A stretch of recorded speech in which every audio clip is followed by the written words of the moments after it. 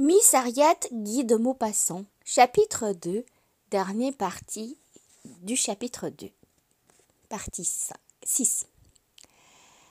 Elle passait son temps à errer par la campagne, cherchant et adorant Dieu dans la nature.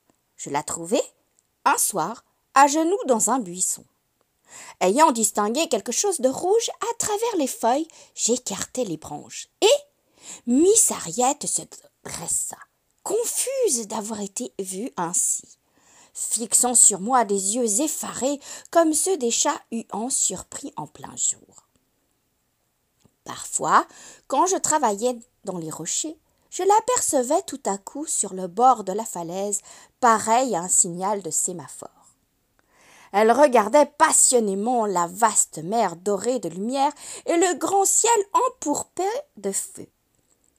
Parfois, je la distinguais au fond d'un vallon, marchant vite de son pas élastique d'anglaise, et j'allais vers elle, attirée je ne sais par quoi, uniquement pour voir son visage d'illuminé, son visage sec, indicible, content d'une joie intérieure et profonde.